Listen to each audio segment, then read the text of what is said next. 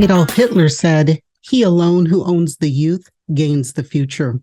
Welcome back, Equity Warriors. Thanks for tuning in. No, I am not fond of quoting Hitler or any other fascist, racist autocrat who used terror and genocide to stroke their sick and twisted egos, but there is reason for doing so.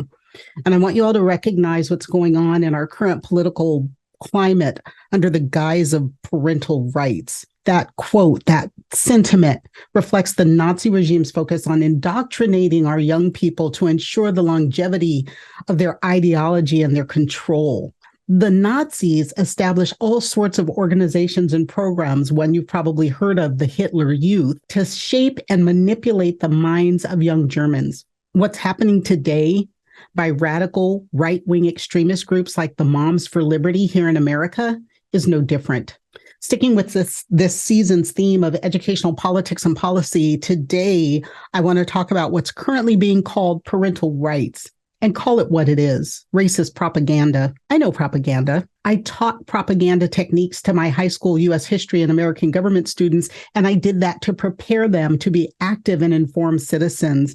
Put simply, to teach them how to spot bullshit and name it for what it is. So this current mantra about parents' rights, let's check this. Do parents have rights? Absolutely.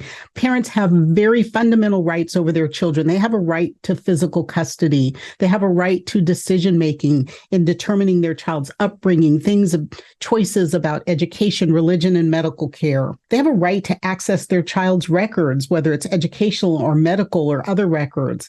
They have a right to discipline their child as they see fit. Now, I wish my mother had seen fit differently as a child, but that is a parent's right. It's their right to enforce rules and discipline for their children within the limits of the law. They have a right to visitation if they do not have physical custody of their child. Usually the parent who does not have custody has a right to visitation and some parental time. Parents have a right to consent, the right to approve or not approve of certain decisions or actions taken by third parties, like medical procedures, getting their vaccinations, or participation in sports and other activities at school. They have a right to give their children an inheritance. They have a right to direct the child's moral and religious upbringing. These are fundamental rights that parents have. What parents do not have a right to do is to enforce their beliefs about how their children should be raised or taught onto other people's children. Now, I use the term racist propaganda, so as always, I want to be real clear about what I'm talking about when I say that. I'm talking about misleading or biased information that's given out to promote prejudice or hostility against a particular race or ethnic group. I'm talking about misleading or biased information that's used to advance and perpetuate harmful stereotypes and racial divisions. And I'll expand on those, and I will include misleading or biased information that's used to marginalize and disenfranchise and keep children who identify as LGBTQ+ or gender nonconforming from having success and access to gender-affirming care. The goal of this propaganda is to foster division, to have a certain group, in this case, these right-wing extremists, to promote themselves as superior and our children of color and our LGBTQ+ children as inferior. They are pushing a minority political agenda, minority in terms of their numbers. They are not the majority in this country. The Southern Poverty Law Center listed Moms for Liberty, along with 11 other right-wing parent groups, as extremist and anti-government. And they are working hard to take over school boards in order to advance their political agenda, because if they own the youth, they gain the future. I keep saying, and I will keep saying, vote. Here's why. U.S. voter turnout is low to begin with. This country has the lowest voter turnout among all developed nations, right? The beacon of democracy and liberty. We don't vote. There's a more than 35-point gap between eligible voters and actual voters. 35% of people who can vote every year, every election, do not. Now, shout out to Belgium, whose gap is only about 2 points. No other nation, no other developed democratic nation has a gap of 10 points or more. Just us, just us. In America, in the 2020 presidential election, only 67% of people who could vote did vote. In the 2018 midterm elections, you know, the ones where you elect your representatives to Congress, only half of eligible voters did vote. Only half who could vote did vote. You want to know why Congress doesn't get anything done? Because we are not all taking advantage, exercising our right to vote. It gets worse. Look at your city and county government. Municipal elections, less than 15% of us who can vote do vote. And it's lowest when we start talking about school boards. And you know that's why I'm here. 5 to 10% of us who can vote for school board do vote. 5 to 10%. In the smallest mid-sized city, so I have to give some numbers, right? Imagine a city with a population of 500,000. Your city is either much larger or much smaller than that. Maybe you're right at the 500,000.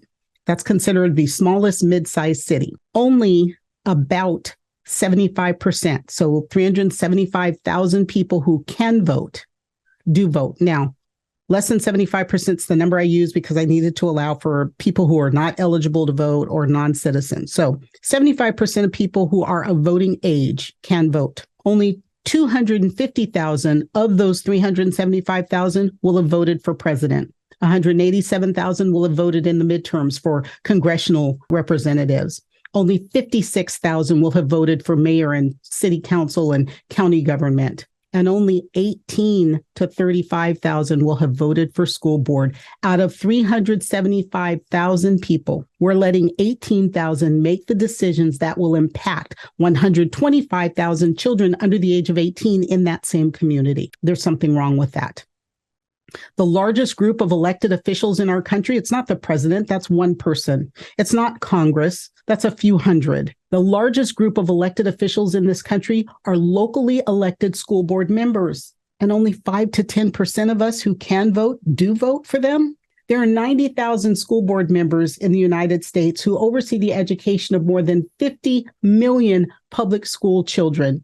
Their responsibilities include allocating over $600 billion to educate those children, your taxpayer dollars. And more than 90% of local school board members are elected by their local communities. Some cities, they're Boston, Chicago. Chicago's going to have its first school board election in November 2024. New York City, and there are some others. Those are appointed by mayors, or in some cases, in some cities, appointed by governors, but more than 90% of school board members are elected.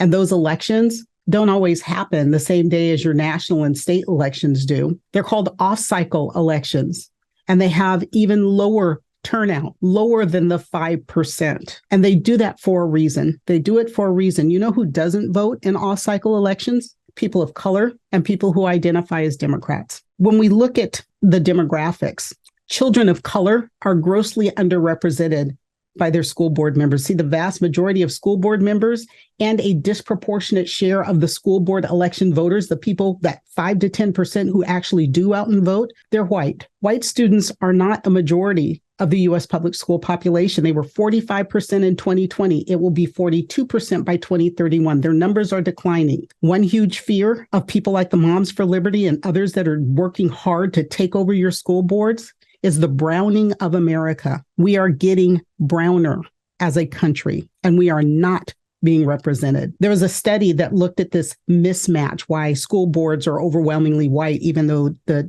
children of color make up the majority of learners. And they found that in areas where there are larger gaps in voter and racial demographics, that is, where there are more Black and brown children and more white voters, these are places that also have larger Black, white, brown, white test score gaps. And representation on their school board is considered to be a likely factor. So what are you supposed to do? Get involved, stay involved, vote like your life depended on it. Your children's lives may depend on it. Your children's education hinges on it. Vote in your local elections. Go to a school board meeting. Find out what's going on. Advocate. Get on social media. Follow me across my channels. Repost. I'm going to give you more content this year about what's going on in politics and education, then continue to join me every week. Connect with me on social using the links down in the notes. Send your questions, topics, and requests to info@askdrberry.com. New email, info@askdrberry.com, and I will answer those questions and, as always, bring you experts to help address those topics. And you know what? Vote. Don't worry about the things you cannot change. Vote and change the things you can no longer accept. I'll see you next time.